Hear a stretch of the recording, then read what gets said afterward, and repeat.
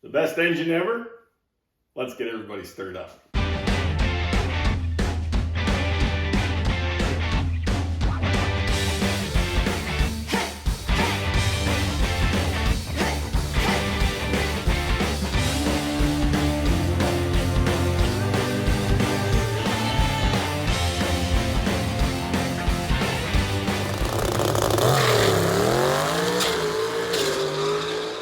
I'm saying the small block Chevy is the best engine ever built.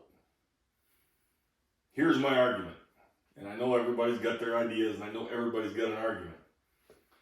If we take all the parts, all the pieces, and look at everything, the small block Chevy is the best engine ever built. Or at least it's the best engine we have to work with right now. First thing is parts availability and aftermarket support, and there is no engine that has anywhere near the aftermarket support and parts availability of a small block Chevy. Bar none. And affordability, these things have them beat. I mean, everything. I can build 2 small block Chevys for the price of one almost anything else. If you stay anywhere near basic, they're pretty darn affordable. Hot rod ability, okay. Let's talk about, everybody's into the LS thing now. The LS has a bigger cam core, which is a big help. Stock heads flow better than these stock heads. Obviously a big help. Under 350 cubic inches, the old camel hump heads. I mean, when I was a kid, young man, if you had a small block Chevy with 3/4 camel hump heads, you were the king of the streets. I mean, I ain't kidding you. Obviously, things have changed over the years, and that 400 horse and 500 horse as a kid, man, if you had 500 horse when I was 18, 19 years old, you had the shit. Well, not anymore, obviously. Now 1,000 horse is nothing these days, but back then that was the case. And the small block Chevy's gone with the times. I mean, you switch these things out to a roller cam and put some of the better heads on them, and you can stroke them, and you can actually have something really good. I would say I used to hate stroker engines. When we started to get the bigger heads, all of a sudden I liked stroker engines. But you try and run a 383 or 421 or whatever on a factory head, it's a pig. And it's the same problem I have with a lot of other engine platforms. Small block Ford's a really nice engine. I love the way they run. And in a 289, maybe a 302, they're not bad, but their heads suck. I mean, just small block Ford heads just don't flow anything. Factory stuff. The aftermarket support on small block Ford heads, if you want to get something really good, you've got to spend a gazillion dollars. So that, to me, hurts the small block Ford. I like the engine in a lot of ways, but it's just not affordable. The LS, there's one sitting on the floor there. The LS is a copy of the small block Ford. Sorry, LS guys. Sorry, Ford guys. All you guys that get butt hurt, it's the way it is. It's a copy of a small block Ford in 9 ways out of 10. Our flow bench over there, our flow bench fixture, we flow bench small block Chevy heads on LS heads on a small block Ford fixture. You do the same thing with torque plates. You can use a small block Ford, you can use an LS fixture on small block Fords, whatever. They interchange. We can bolt LS heads onto a small block Ford. What they did do was they took some of the shortcomings of the small block Ford and they improved them. I mean, you know, it's a better main bearing setup. It's a better cam journal size. You know, but I mean, they saw stuff over the way. The crank journal size is a little smaller, so you have less bearing speeds, a little stronger. The factory components in an LS engine, you know, in a perfect world, in our stuff, our old dirt stuff we were modifying 20 years ago and more, we were putting the pistons and the rods, and you know, our modified stuff is the same thing that comes in the stock LS and like a Gen 4. I'm not saying there's anything wrong with them. I'm just saying they're not as affordable as these. And these, the big advantage is you get all these head bolts. You get 16 head bolts versus 10. You're going to have way less trouble. Small block Chevy, you got 2 Siamese exhaust ports here. You will, if you're going to have a problem, have it right there on the head. And it's damn rare.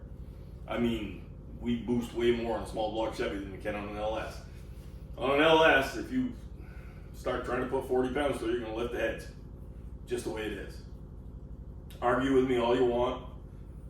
can show you 100 examples of them lifting heads at 40 pounds. They're not going to live. They do make some aftermarket blocks, and they had one factory block that had more head bolts. Awesome, but they're rare, they're hard to find, they're expensive. So, and the LS engine is an expensive platform. I mean, overall, the factory components. You take a junkyard engine, and you can definitely make a lot of horsepower with an LS. There's no doubt about it. But if you start building it, you're going to spend money. You're going to spend money fast. Whereas this, not so much. And right now they're plentiful, but at a certain point, it's getting there now where people are having to start rebuilding them, and it's costly. Small block Ford, as I said before, the heads suck. You know, it is what it is. They just and aftermarket support's not near as strong. Second to the small block Chevy. Small block Dodge is a copy of the small block Chevy. Really, end of the day, the later model small block Dodge is a copy of the small block Chevy. Say what you want, talk to the old engineers from back in the day and they'll admit it to you. Edelbrock was flow testing intakes, who were working on intake platforms for the small block Dodge, pardon me. And they took that same technology and applied it to small block Chevy. They knew exactly what they were doing. They pissed the Dodge guys off when they did it. I've heard Dodge guys tell me this story that were there in the day. So it's a fact. It's a copy of the small block Chevy. It's a good little engine, not that much aftermarket support. Parts are expensive. It's a costly thing to build in the dirt stuff. If you look at the Northeast Dirt Modified rule book, there's an advantage in running a Dodge. Nobody does it because it's costly. I know one guy that's doing it. It's costly. But you can run more cubic inches with a small block Dodge because they came as a 360. And they allow you to bore 70. And I mean, you're just plain making more. You can make a little more horsepower. More cubic inches are going to make more horsepower. Pure and simple. Cost you a fortune to do it. Big block Chevy, again, kind of expensive. There is quite a bit of aftermarket support, but you know, on that valve train, you've got to get around the valve train issues if you're turning them hard. And we have one in the Vega, and we turn the damn thing 9,000 RPM, but we had to spend a fortune on rocker arm stuff to do it and not have a problem. Is it doable? Yeah. Is it cheap? Nope. Never going to be. I like big block Chevys. I like them a lot, but I don't have that many because they are expensive, and you know, it is what it is. This thing, I can make a bunch of horsepower and really spend very little. You know, cost per horsepower is really my biggest thing, and durability. This thing's got the durability and it's got the cost per horsepower. It beats everybody. Big block Ford to me is just a pile of shit. The heads suck. The crank's way too heavy. You can't make them live. It's sorry. It is what it is. Big block Dodge. If you got a Hemi, you got all the head in the world, and that thing will work all day long. It's a workhorse. Valve train, janky as hell. You're gonna have trouble with the valve train. Is what it is. Definitely a powerful engine.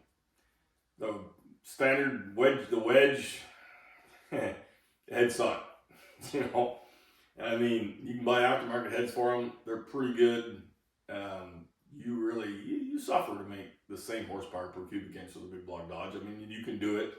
They're a good durable engine. I like them. They're torquey as hell. They sound good. I'm not going to say they're never going to take over the market. The reason why this is our bread and butter engine. We build more of these than anything else. If you talk to any engine builder, not an assembler, you'll get some specialized assemblers who just build LSs, just build Coyote Fords, just build whatever.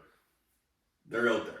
But any machine shop that does their own machine work, that builds engines, it's just builds whatever comes in the door. You're going to build more of these, and you're going to build anything else, and I don't care who you are. That's just, unless you're in some weird part of the country, this is your bread and butter right here. It's your bread and butter for the reasons I just mentioned. It's the cheapest, most efficient thing you can build. To me, it's the best engine ever made for that. It's my argument. Cuss me out all you want.